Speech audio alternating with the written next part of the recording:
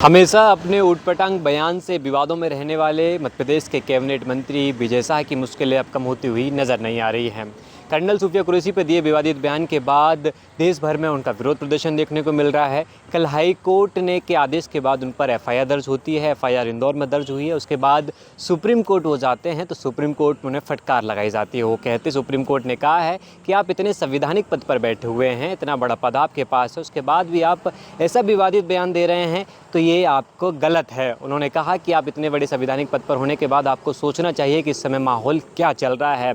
कुंवर विजय शाह की मुश्किलें अब कम होती हुई नज़र नहीं आ रही हैं। कल मुख्यमंत्री निवास पर सत्ता और संगठन की बैठक हुई, जिसमें मुख्यमंत्री मोहन यादव ने 1.5 घंटे तक बैठक की। इसमें हितानंद शर्मा, प्रदेश अध्यक्ष बीडी शर्मा, मुख्यमंत्री मोहन यादव और संगठन के लोग मौजूद रहे। कुंवर विजय शाह को लेकर इस पर चर्चा की गई। कुंवर विजय शाह ने माफ़ी तो मांग ली, लेकिन अभी तक संगठन और सत्ता की तरफ से कोई ऐसा कदम नहीं उठाया गया है कि कुंवर विजय शाह पर इस पर कार्रवाई की जाए। एफआईआर दर्ज होने के बाद अब लगातार उन पर मांग चल रही है। कांग्रेस एक मांग कर रही है। कांग्रेस का कहना है कि उन पर देशद्रोही का मुकदमा दर्ज होना चाहिए और मंत्री पद उनसे ले लेना चाहिए। अब देखना है कि बीजेपी और संगठन क्या इस पर कदम उठाती है। केंद्रीय नेतृत्व के पास ये पूरे चीज़ें जा चुकी हैं। अब देखना है कि केंद्रीय अब नेतृत्व इस पर क्या कदम उठाती है। सत्ता और संगठन में एक ही बात हमेशा चलती है, देश हमारे लिए सबसे पहले है। और देश पर इतना बड़ा बयान देना, इंडियन आर्मी पर इतना बड़ा बयान देना, कुंवर विजय शाह लगातार विवादित बयान देते हैं। 2013 में भी उन्होंने विवादित बयान दिया था। राहुल गांधी की शादी को लेकर उन्होंने विवादित बयान दिया,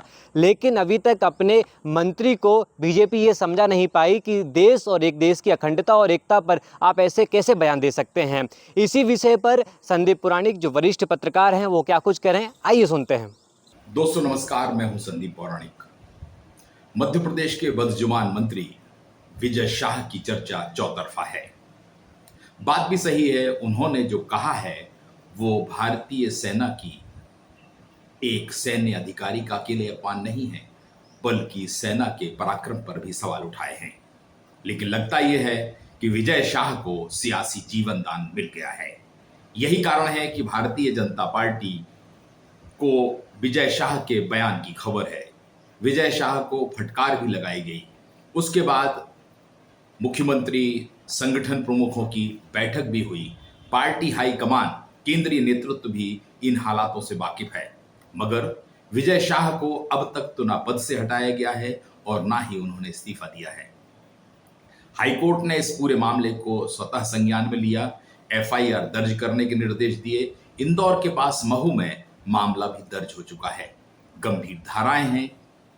कहा तो यह जा रहा है कि अब विजय शाह अपने बचाव के लिए सुप्रीम कोर्ट का दरवाजा खटखटा सकते हैं। सवाल उठ रहा है कि विजय शाह को इतना अवसर क्यों दिया जा रहा है।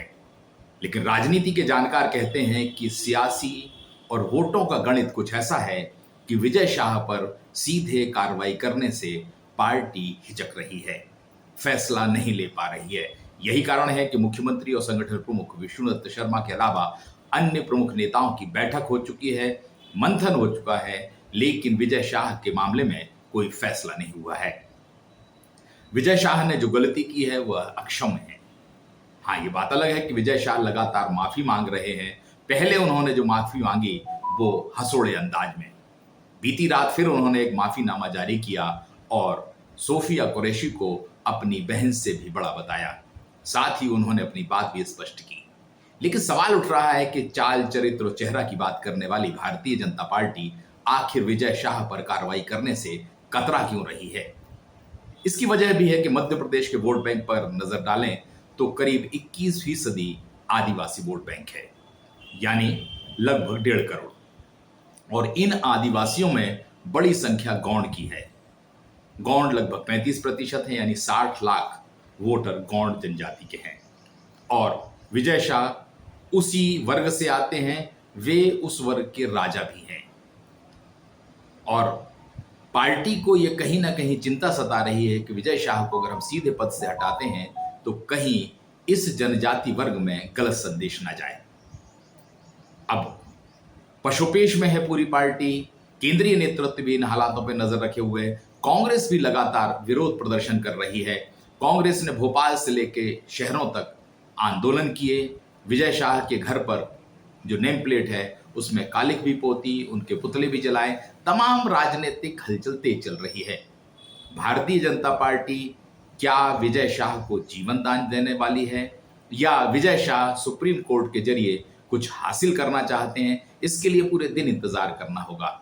लेकिन लगता यही है कि विजय शाह को आज की मोहलत तो कम से कम मिल ही गई है और वे सुप्रीम कोर्ट में जाकर अपील भी कर सकते हैं जो हाई कोर्ट के निर्देश हुए हैं, क्योंकि उन पर गंभीर धाराओं के तहत मामला दर्ज हुआ है।